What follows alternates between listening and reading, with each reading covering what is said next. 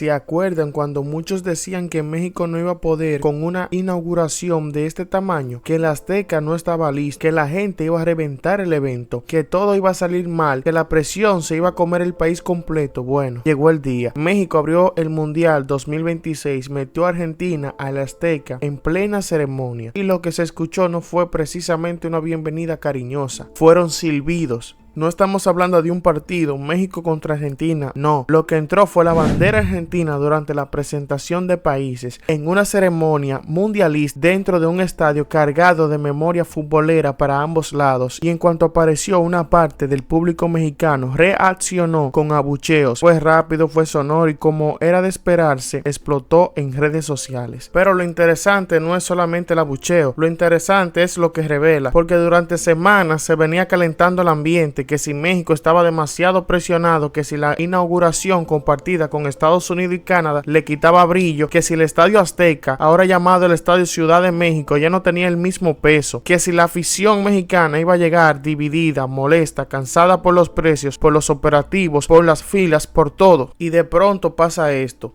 El estadio se llena, la ceremonia camina, México juega, gana y en medio de todo aparece Argentina como símbolo. No la selección en la cancha, sino la bandera. Y ahí se escucha ese ruido que todo el mundo entendió al instante, porque entre México y Argentina hay una rivalidad que no empezó ayer. Es futbolera, sí, pero también es emocional, de orgullo, de comparaciones, de redes sociales, de memes, de discusiones eternas sobre quién pesa más, quién canta más fuerte y quién se cree más. Ahora hay que tener cuidado. Un silbido en un estadio no es una declaración diplomática, no es un conflicto entre pueblos, no es una guerra cultural, es un gesto de tribuna, pero cuando ocurre en una inauguración mundialista con millones viendo desde afuera, el gesto se vuelve mensaje. El mensaje fue claro. México recibió a todos, pero Argentina no le regaló aplausos. La respuesta desde el poder fue mucho más tranquila. Claudia Sheinbaum no convirtió el momento en escándalo. De hecho, su postura alrededor de la inauguración venía por otro lado. Ella decidió no ocupar su lugar protocolario y cedió el boleto 001 a Yolé Cervantes, una joven atleta de Veracruz. También explicó que los boletos estaban carísimos y que en un evento así no podían sentirse como una fiesta solo para quienes podían pagar precios imposibles. Ese gesto cambió el foco. Mientras algunos esperaban una foto presidencial en el palco, Sheinbaum eligió mandar otro mensaje. El mundial también tenía que tocar a la gente de abajo, a la gente que normalmente ve estos eventos desde lejos, y eso conectó con algo que se vivió ese día. No todo ocurrió dentro del estadio. También hubo pantallas, plazas, fanfest, familias viendo el partido juntas, vendedores, camisetas verdes, banderas, ruido, música y una ciudad entera moviéndose alrededor del balón. Y aquí viene el dato que pesa. Unos 80,000 personas estuvieron en el estadio y en el Fan Fest del Zócalo. Se reportó una asistencia enorme, con decenas de miles más siguiendo la inauguración y el partido. Eso no es poca cosa, porque una cosa es decir México no está listo desde una mesa de debate, y otra muy distinta es organizar una jornada con estadio lleno, plaza llena, operativo, transporte, seguridad, ceremonia y partido inaugural. Además, este mundial no es cualquier mundial, es el primero con 48 selecciones, es compartido entre México, Estados Unidos y Canadá, y México volvió a quedar en el mapa como país anfitrión del arranque, no con un evento escondido, no con una ceremonia secundaria. El primer golpe de emoción salió desde la capital mexicana, desde el estadio que el mundo sigue llamado Azteca, aunque el nombre oficial haya cambiado. Y si hablamos de peso futbolero, el lugar importa. En esa cancha se jugaron finales que todavía recuerdan en todo el planeta. Ahí brillaron figuras que marcaron generaciones. Por eso cuando la bandera argentina apareció y fue silbada, no se sintió como un detalle cualquiera, se sintió como una escena cargada de rivalidad, de pasado futbolero, de heridas deportivas y de orgullo mexicano acumulado. Ahora tampoco hay que vender una fantasía perfecta. Hubo puntos críticos, sí. Hubo molestia por los precios, sí. Hubo quejas por accesos, aglomeraciones y logística, sí. Hubo protestas alrededor del ambiente mundialista. También hubo debate por el uso de espacios, por la forma en que se manejó la inclusión y por la atención normal de un evento enorme. Pero aquí está la diferencia. Esos temas no derrumbaron la jornada, se administraron, se contuvieron y se procesaron con diálogo, operación y presencia pública. Porque organizar un mundial no significa que no exista inconformidad, significa que aún hay inconformidad en el país, significa que aún con inconformidad el país funciona.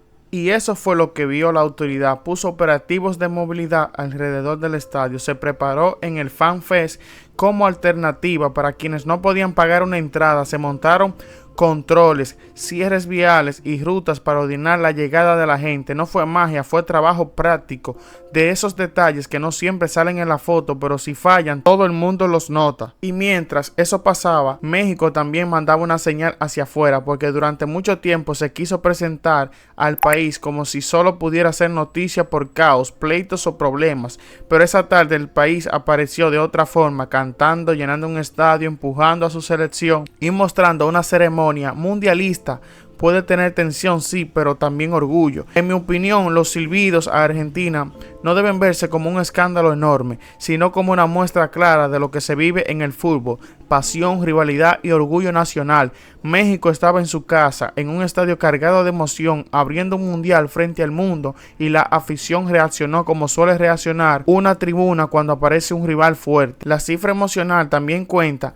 México ganó 2-0 a Sudáfrica en el partido inaugural y eso también cambió el ambiente, porque si México abría el mundial con derrota, el relato hubiera sido otro. Hubieran dicho que el ruido, los silbidos, las protestas, los precios y la presión se le vinieron encima del equipo, pero ganó, y cuando gana el anfitrión, todo se acomoda distinto. La gente sale con pecho inflado, la gente baja un poco el volumen y el país siente que el arranque fue suyo. Por eso los silbidos a Argentina pegaron tanto, porque no ocurrieron en una noche gris, ocurrieron en una noche donde México se sentía dueño de su escenario, y cuando una afición se siente dueña de su casa, no recibe igual a todos, aplaude a unos, ignora a otros, y a los rivales grandes les recuerda que están entrando en territorio ajeno.